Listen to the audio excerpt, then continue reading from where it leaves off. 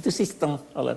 Kalau Anda tidak percaya pada agama, kalau Anda tidak percaya pada tuntunan Allah dan Rasulnya, sistem Tuhan ini menjadikan Anda mencari yang lain. Itu sebabnya sekarang ada orang-orang yang tidak mau beragama, akhirnya dia menciptakan agama sendiri.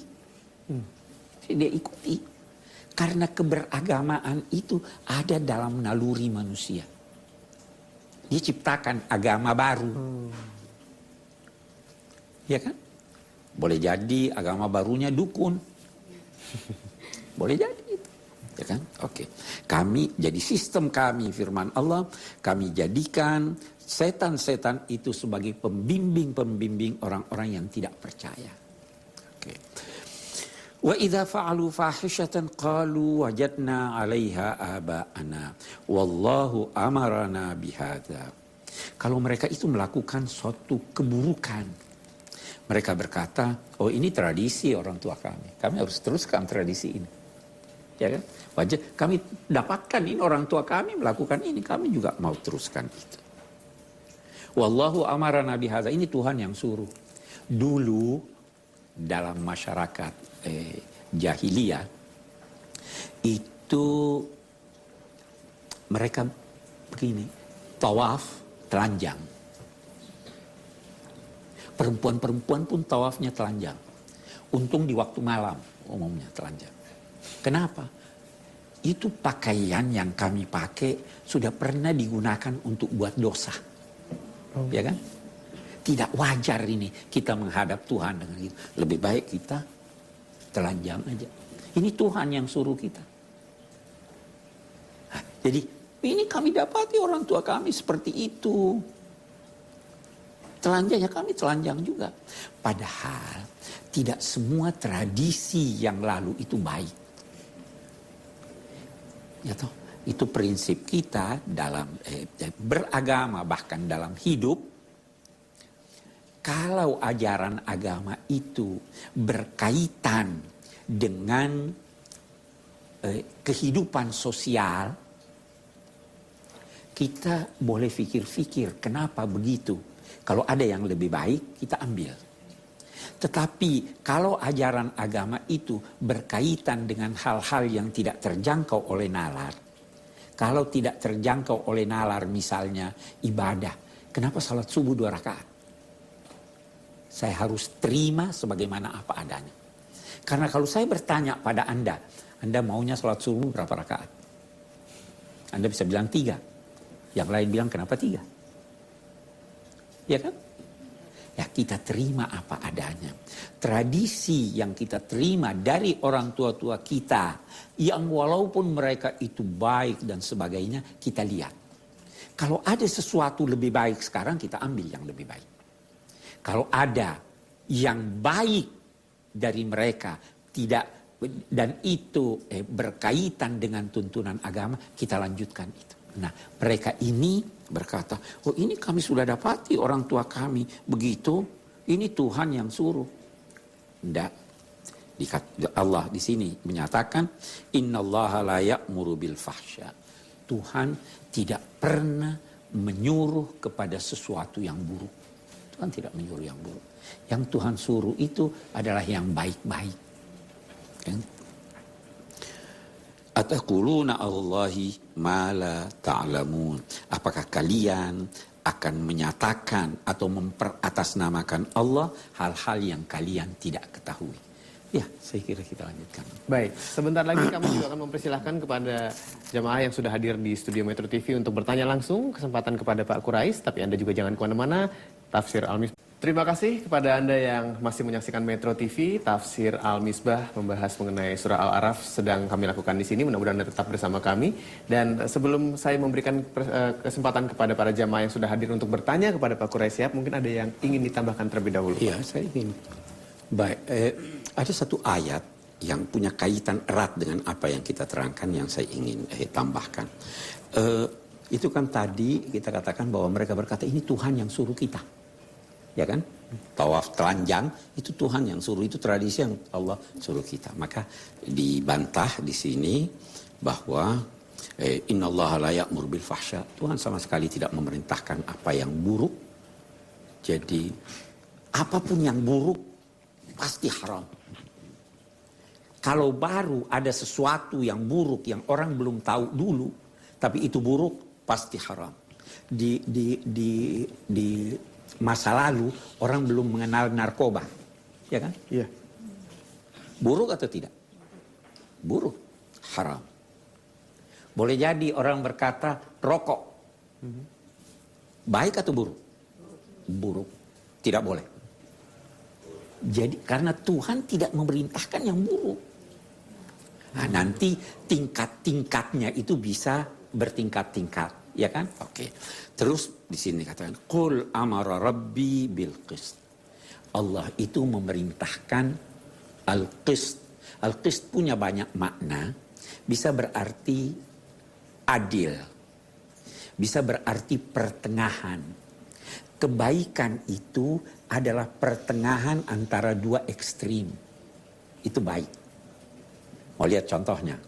Berani itu berada di posisi pertengahan antara ceroboh dan penakut. Ya.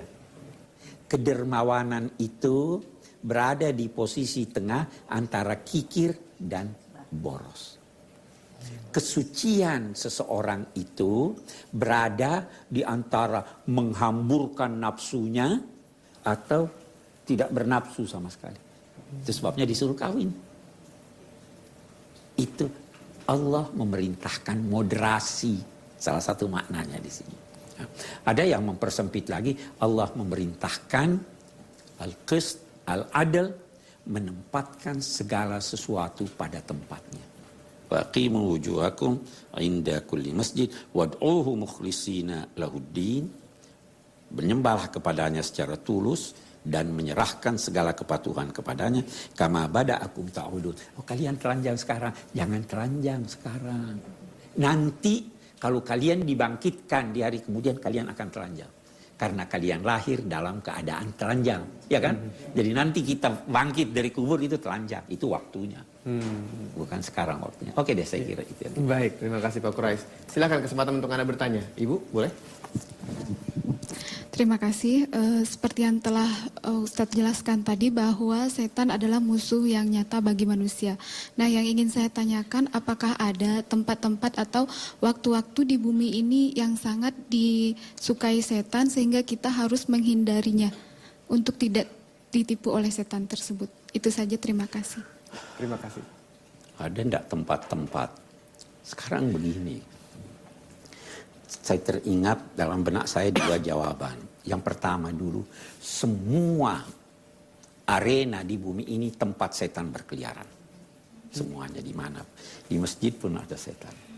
Barangkali di masjid bisa lebih banyak setan dari di night club. Kenapa? Karena yang di night club dia tidak perlu goda lagi, sudah tergoda. Iya kan? Barangkali ya. Dimanapun dia ada. Jadi jangan pernah berkata bahwa oh di sini saya selamat. Memang karena itu dia bisa menggoda orang walaupun di masjid. Harus selalu waspada. Itu satu. Tapi yang kedua yang saya teringat dalam konteks ini ada riwayat. Saya yakin bahwa riwayat ini simbolik. Katanya iblis itu pernah datang pada Nabi Nuh. Wahai Nabi Nuh, saya ingin berterima kasih sama kamu. Kamu mengurangi kerjaan saya. Apa? Dia bilang, kamu doakan itu umatmu untuk punah, hancur. Saya sudah tidak ada kerjaan waktu itu. Jadi saya mau terima kasih. Lah, bagaimana caranya kamu terima kasih? Saya mau beritahu engkau di mana tempat-tempat yang kamu harus waspada dari saya. Hah, di mana? Dia bilang ada 3. Yang pertama waktu kamu marah. Itu saya ada di situ. Oke. Yang kedua, waktu kamu lihat ada majelis kedurhakaan. Saya ada di situ. Yang ketiga di mana? Kalau kamu lihat ada 2 orang yang bukan muhrim duduk berdampingan. Bukan muhrimnya, duduk berdua-duaan berdampingan. Saya ada di situ. Oh, itu yang paling bahaya. Jadi bukan hanya nenek yang marah kalau dua-duaan loh. Iya kan? Itu tempat-tempat. Tapi sekali lagi saya ingin katakan seperti apa yang saya katakan dalam episode yang lalu atau tadi juga saya katakan di mana-mana pun dia bisa ada. Kita selalu harus waspada. Saya kira itu. Baik, mudah-mudahan cukup jelas ya Ibu. Ada lagi? Bapak, silakan. Terima kasih Pak Ustadz. Assalamualaikum warahmatullahi wabarakatuh. Waalaikumsalam. Ada yang ingin saya tanyakan Pak Ustadz berkaitan dengan syaitan tadi dari penjelasan Pak Ustadz bahwa mohon diperjelas faktor-faktor yang menyebabkan setan melakukan pembangkangan terhadap Tuhan. Karena mungkinkah Tuhan memang menciptakan setan dengan sifat dasar yang angkuh atau memang ada potensi untuk melakukan pembangkangan atau memang setan merasa atau iblis merasa bahwa Tuhan tidak adil terhadap dia sehingga dia lakukan pembangkangan itu. Mungkin itu aja Pak Ustadz. Terima kasih Pak Ustadz. Terima kasih. Jawabannya bisa beberapa. Tapi kalau kita baca ayat-ayat Al-Quran, kita mengetahui bahwa iblis itu diberi potensi baik dan buruk. Ya kan? Nah, tetapi dasarnya dia itu angkuh. Itu dasar. Jadi itu sebabnya orang berkata kedurhakaan pertama itu karena keangkuhan. Karena sebelum itu tidak ada. Dia angkuh, dia merasa dirinya hebat. Keangkuhan melahirkan iri hati. Begitu dia lihat, oh ini kok disuruh sujud nih. Kepada dia saya angkuh dan iri hati. Itu dasarnya. Sebenarnya setan itu atau iblis itu sangat patuh pada Tuhan sebelum keangkuhannya. Atau sebelum Adam diciptakan Tuhan, sangat adil. Dia tahu persis bahwa Tuhan Maha Adil, tetapi sifat dasar ini yang muncul pada saat dia diperintah untuk sujud. Nah, ada orang-orang, ini jawaban saya yang kedua, ada orang-orang yang berkata begini, syukur Tuhan menciptakan setan. Karena yang pertama, kita tidak bisa tahu kebaikan kecuali setelah mengetahui keburukan. Syukur ya, dia ada. Nah, yang kedua, setan diciptakan Tuhan sebagai bahan ujian. Bahan ujian. Kalau mahasiswa nggak diuji, senang atau tidak? Tidak senang karena dia tidak naik kelas. Ya kan? Tidak naik tingkat. Kita ingin naik tingkat, maka Tuhan menguji kita melalui setan. Saya kira itu. Mudah-mudahan cukup jelas dan Anda jangan kemana-mana karena kami akan segera kembali.